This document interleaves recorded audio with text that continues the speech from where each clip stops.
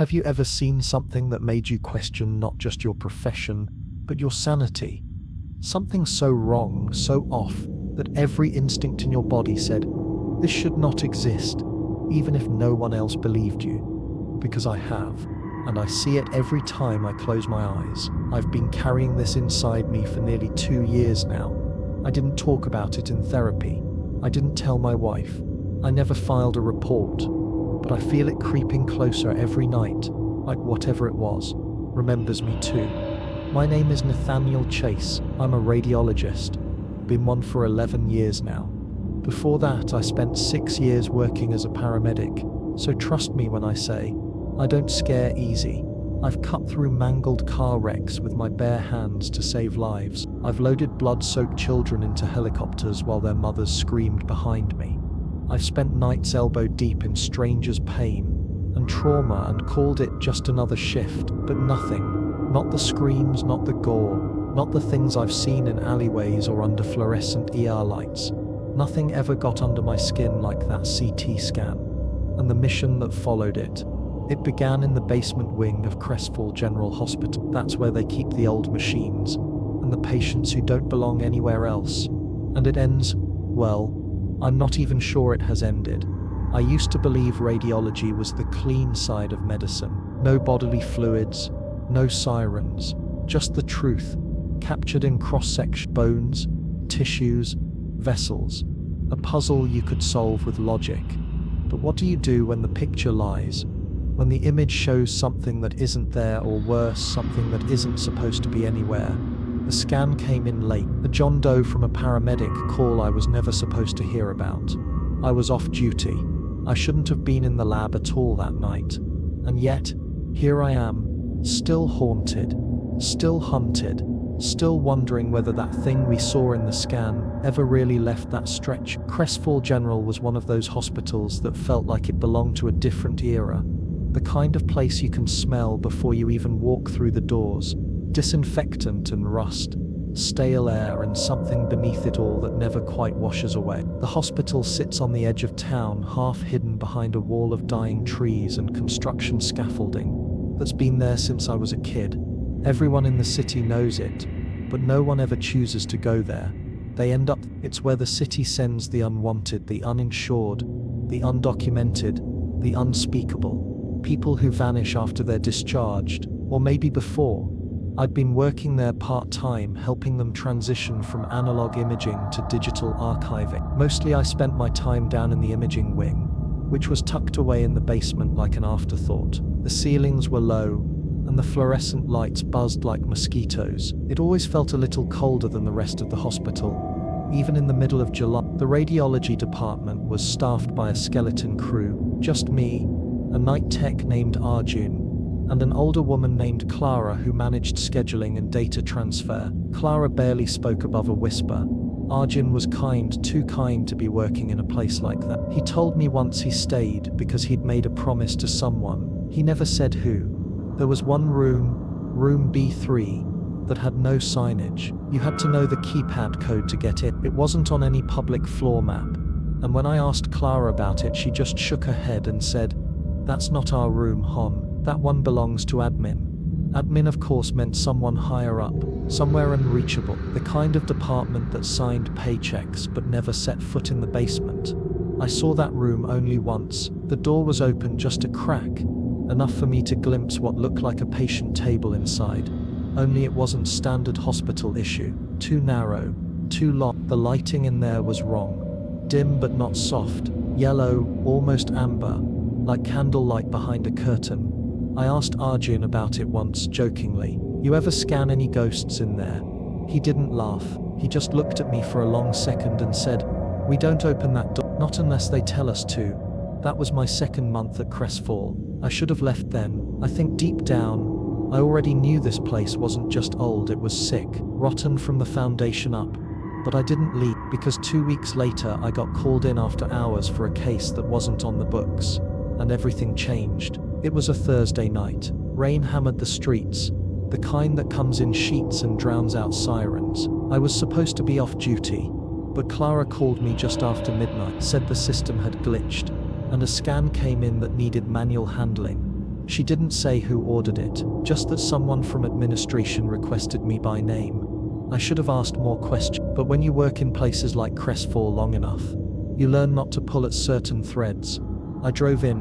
The hospital looked different at night, too still, too quiet. The only entrance still open was through the ER ambulance bay, and even that felt abandoned. Security didn't check my ID, just buzzed me in without a word. When I got down to the imaging wing, Arjun was already there, but he looked pale, shaken. He kept rubbing the back of his neck, like he was trying to wake himself up from something. They brought him in through the freight elevator, he said before I could ask. No record, no intent, just wheeled him straight to scan room 2. He didn't say who they were, and I didn't press. I followed him down the corridor past the usual rooms, past B3. I noticed the air changed the closer we got, heavier, like stepping into a pressure chamber. My ears popped slightly, and I could feel a chill forming in the narrow part of my spine. It wasn't just cold, it was wrong. The patient, if you could call him that, was already on the table. He looked, I don't even know how to describe it, thin. Too thin. The skin on his arms looked leathery and stretched. His eyes were closed, but something in his expression made my stomach turn. Peaceful, almost smiling, but not the kind of smile you want to see on someone unconscious.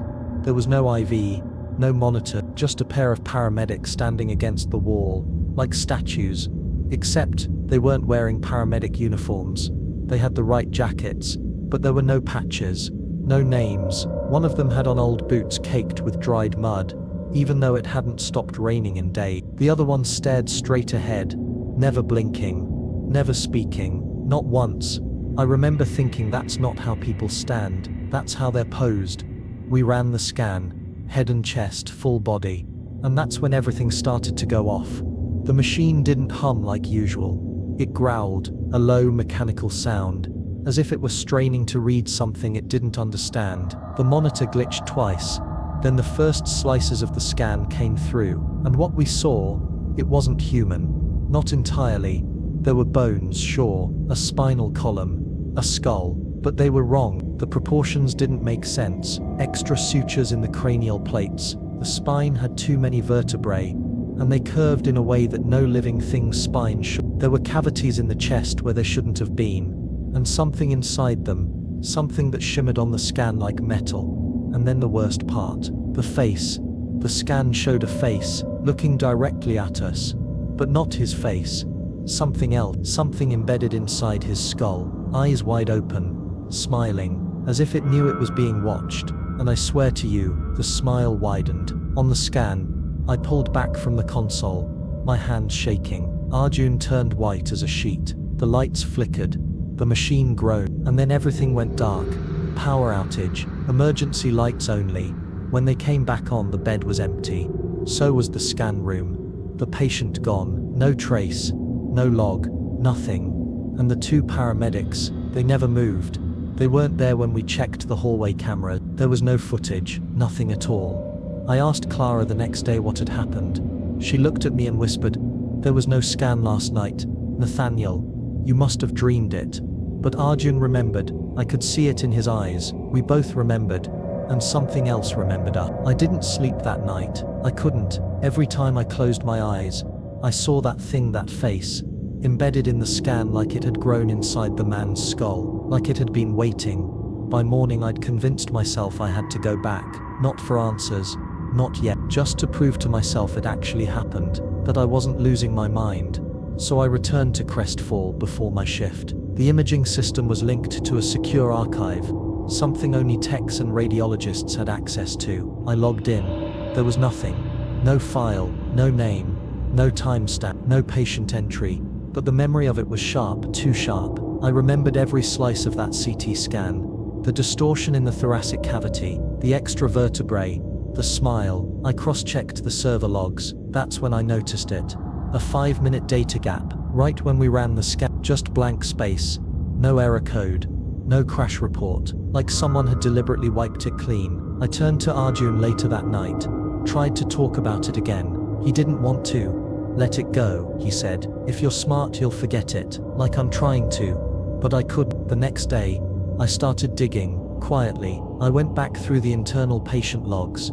Not the official ones, but the maintenance archives. Sometimes the hospital system would log stretcher weight, RFID badge pings, environmental controls, little things no one checked.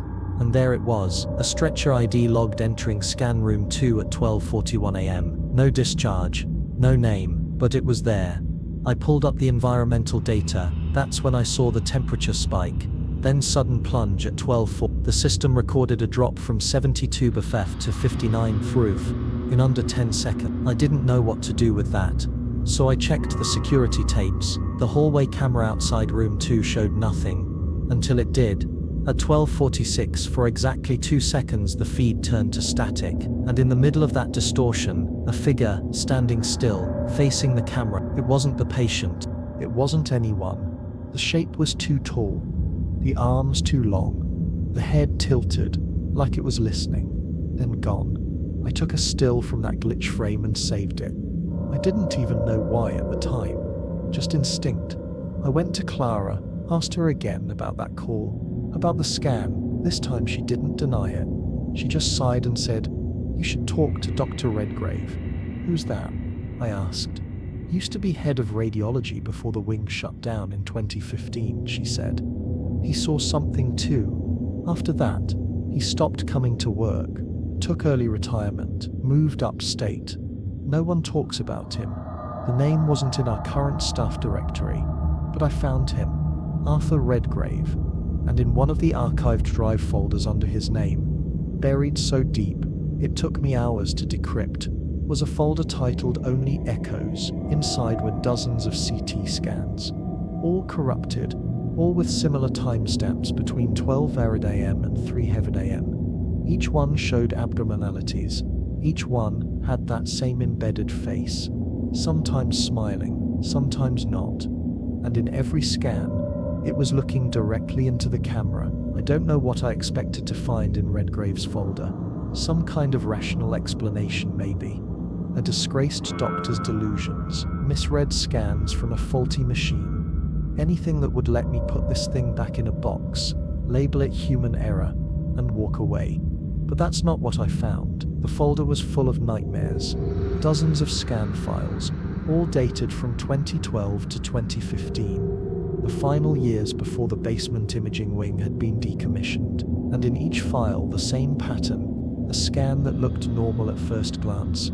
And then, there it was, that thing, not in every slice, not consistently, but buried deep within the tissue images, always in the cranial section, always faint, but unmistakable if you knew what to look for. A smile, a suggestion of eyes where no eyes should be, sometimes inverted, sometimes distorted, but always facing forward, as if it had learned how to hide, as if it knew when it was being observed.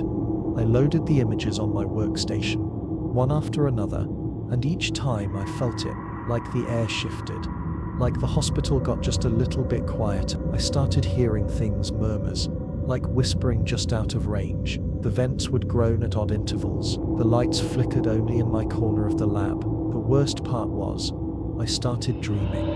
It always started the same way.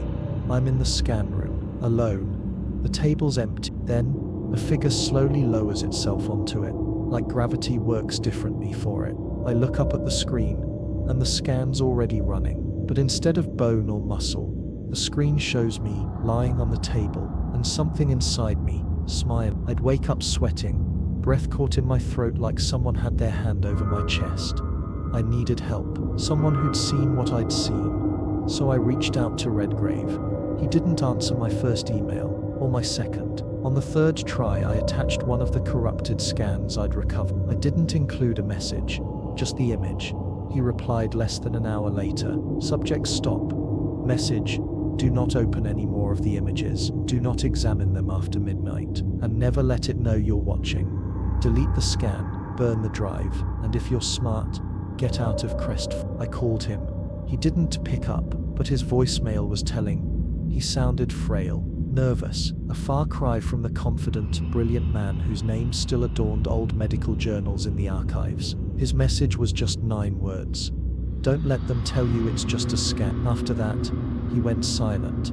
I didn't delete the scan. In fact, I looked deeper, I dug through hospital incident reports from that time. That's when I found the name Isaiah Cross, a patient scanned in 2015, exactly 1 week before the imaging wing was shut down. His records were sealed, but I found a cross-reference in a legal deposition, Cross Verti Crestfall Medical Authority. It never made it to court, settled privately. The notes were vague: emotional distress, post-procedural hallucinations, loss of cognitive stability. But then I found something buried in the old hospital newsletter, just a one-paragraph blurb, almost an afterthought. Crestfall mourns the loss of Dr. Amanda Lee, who passed away under tragic circumstances in the radiology department last Friday. She will be remembered for her compassion, her intellect, and her commitment to patient care. That was the same day Cross was scanned, and the same day all the machines were taken offline. No autopsy report, no obituary in the city papers, nothing. She just disappeared. There was something in those scans, something that didn't just show up. It entered, through the machine, through the screen. I didn't know, not yet. But I knew this. It wasn't done. It was still here, and it was watching. I thought I'd found the heart of it with Redgrave's fold. I thought the pattern was clear. Corrupted scans, vanishing patients, ruined lives. But that was only part of it. I was following the wrong scent, chasing shadows on hard drives while the real story was still unfolding around me, right under my nose. The trail twisted the day a new patient came in, just a regular case. Or so I thought. Elderly man, suspected stroke, brought in by paramedics. His name was Ellis Merton, 83, no next of kin on file. They assigned him to room 3, 1 floor up from the imaging wing. He didn't speak, just stared at the ceiling, eyes wide, unblinking. Even when we moved him, scanned him, spoke to him, he said nothing. No signs of hemorrhage on the scans, but something felt off. When I checked his CT results, my blood ran cold. It was there again. That same distortion, not in the skull this time, but in the chest cavity. A dark shape, circular, layered in a way that didn't match any known anatomy. Not a tumor, not a growth. Something coiled and embedded. It was subtle, but once you saw it, you couldn't unsee it. I flagged the scan, alerted neurology. They shrugged it off. Artifact, they said. Compression error. These older machines glitch sometimes. They ordered a rescan. I ran it myself. Same result. This time I noticed something else. The moment the machine powered on, Merton's fingers began to twitch, rhythmic, like tapping to some internal metronome. He didn't blink, didn't breathe deeply, but his body reacted to the scan, not the noise, not the cold, to whatever it was picking up. And then he spoke. One sentence, just as the scan ended. I was never meant to come back. He said it flat. No emotion, no inflection, as if it were just a fact, like stating the weather. I froze. "Mr. Merton?" I asked, but he didn't answer. Didn't even move. His eyes were glassy again, like the words hadn't come from him at all. I requested a psych eval. Hours passed. The nurses told me he'd gone quiet again. Wouldn't eat, wouldn't sleep, kept staring at the corner of the room. At 3:17 a.m., the motion detector in room 3 went off. When staff arrived, he was gone. No open windows, no visitors logged, no camera footage, just gone. I reviewed the security feed, just static, for 11 seconds. Same as before, but this time, the static had sound. I isolated it, boosted the audio. There was a whisper, faint, layered, like overlapping voices from far away. I played it over and over, slowing it down each time. Eventually, one phrase rose to the surface. He opened the door too wide. The phrase chilled me, because in my dreams, the ones that kept getting worse, I'd begun seeing a door too. A massive, rusted door embedded in flesh and bone. It had no hinges, just deep claw marks on the edges, and behind it, something breathing. That's when I knew I was wrong to think it was about the scans. The scans were just the reflection, not the source. Something had gotten in, and maybe Ellis Merton wasn't the first host, just the most recent. I started tracking other anomalous cases, patients with missing time, unexplained discharges, file inconsistencies. One thing kept surfacing. They all passed through room 3. Except room 3 didn't exist on the hospital's blueprint. I checked with facilities. There is no room 3, they told me. We have a room 2 and a room 4. There's no such record. I stared at the floor plan. They were right. But I'd been inside room 3. I'd stood at that man's bedside. So what was it? A repurposed storage closet? A forgotten wing? Or was it something else entirely? A threshold? A space between spaces? The false trail wasn't Redgrave. It wasn't even the scans. It was thinking this thing could be seen. But maybe it doesn't live in the image. Maybe it uses the image to travel. And maybe it was never supposed to be photographed at all. Once you start pulling threads in a place like Crestfall, you realize something awful. There are no loose ends here, because someone cuts them before anyone can pull. I wanted proof. I needed something solid, something that couldn't be dismissed as paranoia or So I started going through patient discharge logs, file audits, maintenance requests, anything that might give me leverage. That's when I found it. A maintenance ticket, dated exactly 1 day after Ellis Merton vanished. Logged by a D. Kellerman, under facilities. The request read, radiation shielding needs reinstallation in room 3B. Recurrent static interference. Audible frequencies below 22 Hz detected during idle scan state. Staff complaints of nausea, vertigo, and voices. 3 things stood out. First, room 3. That room doesn't exist on any schematic. Not officially. Second, D. Kellerman was dead. I remembered his name from 2 years ago. He died during a code blue, right in the ICU. I was on duty the night they tried to resuscitate him. The room he died in, the same cursed space they locked after 3 unexplained deaths. It was never reopened. Third, and this is what twisted something deep in my gut. Kellerman's staff badge had been deactivated the day he died, and yet it was used to submit the ticket from an internal terminal. That's impossible, unless someone else was using his credentials. Or something was. I brought the anomaly to Arjun that night. I showed him the request. His face drained of color. That's not possible, he said. Kellerman, he's the one who used to hear the tap. That stopped me cold. What tapping? Arjun looked like he regretted saying anything. He leaned in, lowered his voice. Before he died, he told me about this sound. Said it always came from behind the CT wall, like someone knocking slowly. But when we checked the machine, nothing. No rodents, no loose parts, no wiring faults. He said it only started after we scanned a John Doe that admin re-rated down here, the last one they never admitted. You remember that? I nodded. I remembered because I was the one who ran the scan. He said it wasn't just tapping. Arjun continued. Sometimes, each whispered his name. I looked at the timestamp on the maintenance ticket again. 3:17 a.m. Always 3:17. It had shown up in the system's crash log too. That same moment of static. It was as if something opened at that time. Like a signal.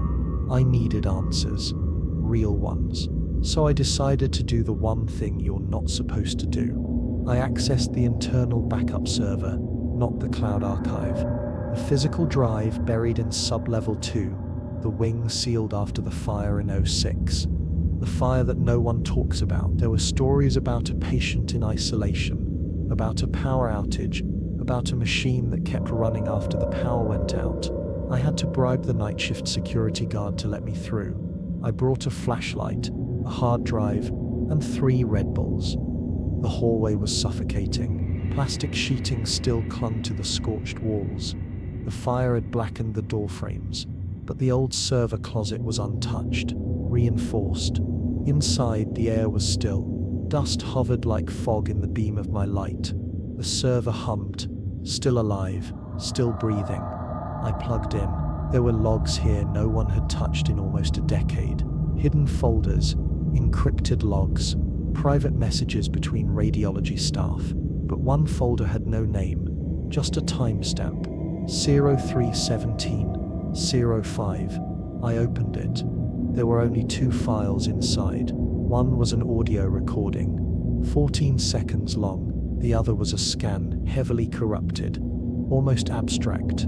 It looked like someone had twisted the human form like clay, turned it inside out, then set it smiling. I hit play on the audio. Static. Then softly, "You brought it back." Then silence. The lights flickered, and something behind me breathed. I turned. Nothing. But I swear I saw the dust part, like someone had just stepped away. When I checked the hallway cam later, there was no footage. The camera had been disabled at 3:17 a.m., exactly when the scan was made, and on the file metadata, Technician D. Kellerman, the man who died 2 years ago, had logged the scan 10 years before. After that night in the server vault, everything changed. Something had shifted, not just in my investigation, but in me. I could feel it, like something had noticed I was looking too deeply, like eyes I couldn't see had turned toward me. I started hearing things, not in dreams, awake. Soft murmurs when I was alone in the scan room, electrical humming that didn't match any machine frequency. My own name whispered over the intercom when no one had paged me. But the worst part was the silence. Real, unnatural silence. The kind that presses against your eardrums, that swallows even your own breathing. It would happen when I reviewed the old scans. Every time the room would fall too quiet, and I'd get the sense that something had entered the space with me. Not moving, not hostile, just waiting, like it wanted me to finish what I started. So I did.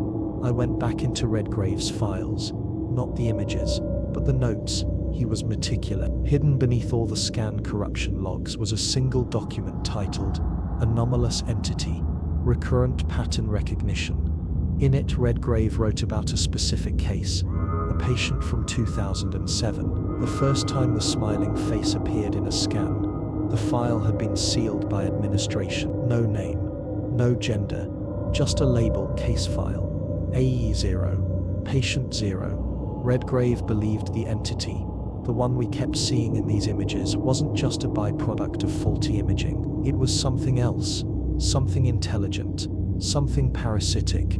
But here's where it gets darker. In a side note, Redgrave referenced a hospital transfer form from a psychiatric facility, Black Hollow Asylum, shut down in the early 90s for inhumane treatment protocols. He suspected the patient had come from there, though no digital records remain. He only had a physical scan printout left, something he kept in his personal office. That office had been cleaned out years ago, but I knew where the contents had gone: to the hospital's off-site storage warehouse, where old files, x-rays and paperwork were sent to. I drove out there that night.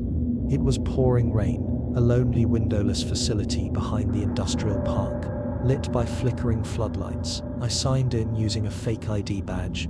I'd learned by now that official channels wouldn't help me. The boxes were labeled by year. I went straight to 2007. It took me hours, but I found it. A manila folder, cracked and brittle. Inside was a black and white CT film, grainy, faint. But there it was again, that face, smiling. And beneath it, a name, Eleanor M. Caro. Date of birth, October 31, 1949. Transferred from Black Hollow Asylum. Admitted to Crestfall General under emergency psychiatric hold. Diagnosis: severe catatonia, visual hallucinations, self-harm. Notes scribbled in the margins. Claims to see a second face in mirrors. Speaks to the walls. Wakes at exactly 3:17 a.m., screaming. There was one final note, written in Redgrave's hand.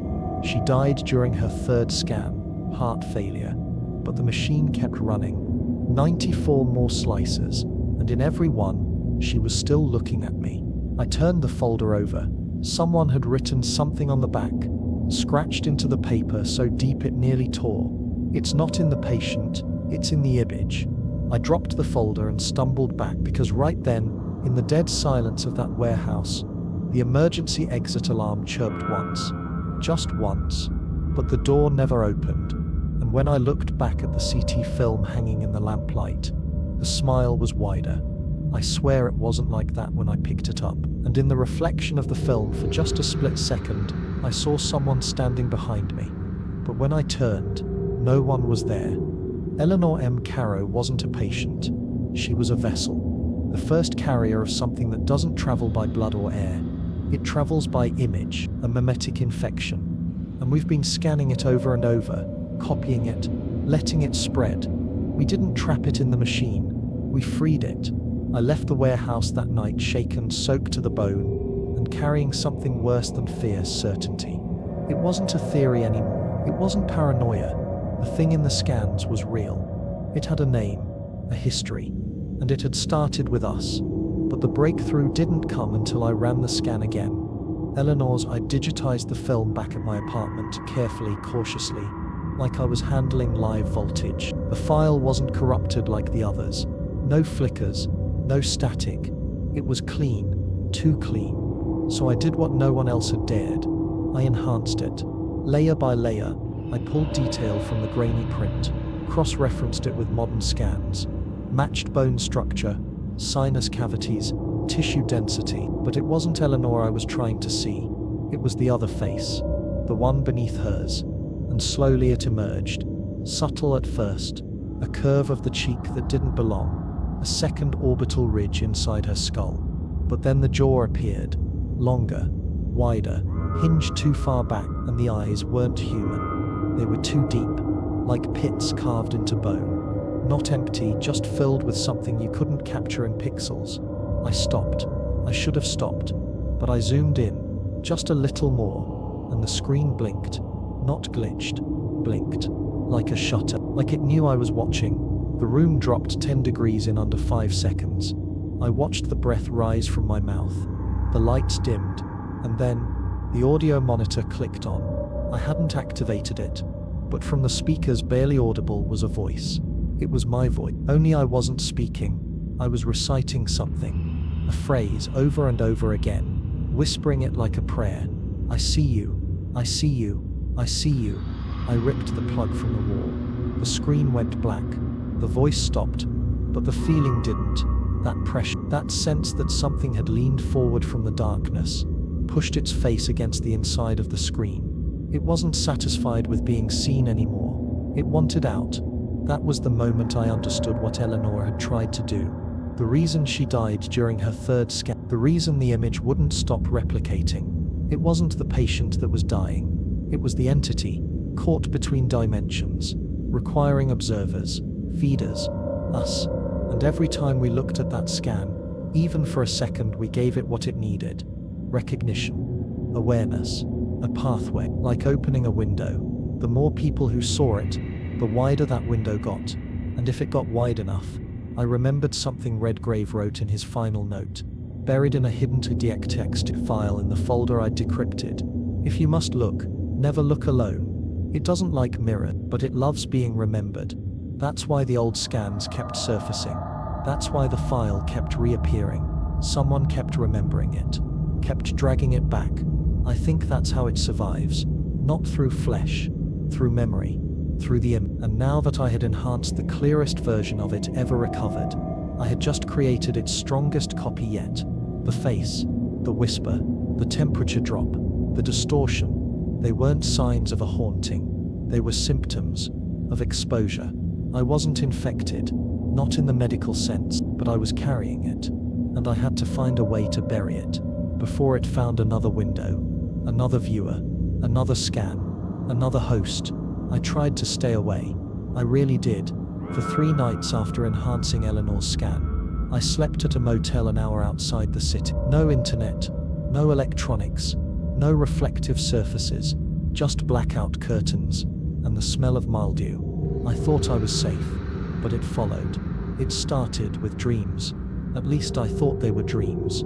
The same corridor at Crestfall, only wrong, too long, lights dimming in sequence like breath slowing down. And at the end of that hall, a door, no handle, no key, just a square of old steel with a CT image etched into it.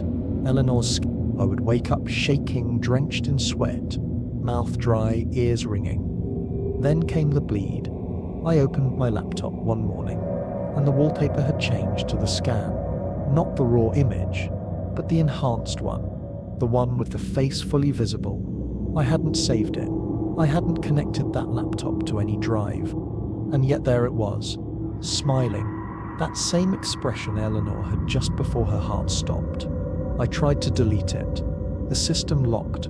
Tried to shut the lid. It stayed on. The screen wouldn't break. I smashed it against the dresser. It kept glowing, dimly, even when the screen cracked and the frame split. And in the fractured LCD, for just a second, I saw my face, not as it is now, but sick, hollow, sunken, as if the thing had already begun copying me. That was the moment I knew. This wasn't just a pattern or a haunting, it was a replication. The scan was a seed. It took root the moment someone viewed it, and I'd watered it with attention, with curiosity. I had helped it grow. I had to destroy the original. I drove straight back to Crestfall General. The hospital was under renovation now, part of a slow gentrification push. But the basement wing, the imaging department, was still untouched, still sealed. I broke in using my old ID badge. The air was stale, dry, but that wasn't what made me stop. The walls were sweating. Condensation trickled down the peeling paint like the building itself was anxious. I turned the corner toward room 2, the place where I first scanned the John Doe, where I first saw it. The door was open, the lights were already on, and inside, the table was no longer empty. There was a figure, not a body, a figure, formed from shadow and flicker, like television static had grown limbs. It stood beside the CT machine, not touching it, but watching it, as if admiring its own reflection, and then it turned toward me. There was no face, just the suggestion of one. It didn't move like a person. It twitched, shuddered, as though it was being redrawn frame by frame, struggling to stay consistent. And then the machine powered on by itself. The scanner lit up, the display initialized, no name, no patient ID, just a message. Scan in progress, viewer 1-1. I wasn't the technician anymore. I was the patient. The machine whirred, the tray extended toward me. My body wouldn't move. I felt myself stepping forward, not willingly. Something pulled me. Something behind the eyes, like a dream where your limbs don't belong to you. I stopped just short of the tray. The air thickened, and then I heard it. From the walls, from the speakers, from the CT machine itself. My own voice, again, only slower, more distorted. I see you. I see you. I see you. Crack. The lights shattered. The machine died mid-sentence. The figure was gone, and the only sound left was my own heartbeat, too fast, too loud. Then something hit the wall behind me. A handprint, wet, smeared, in reverse, pressed from the other side of the drywall. I didn't think. I ran through the corridor, up the stairs, out into the rain-soaked city. And I didn't stop until I got back to my car and locked the doors. But when I looked in the rearview mirror, there was no reflection. Not mine.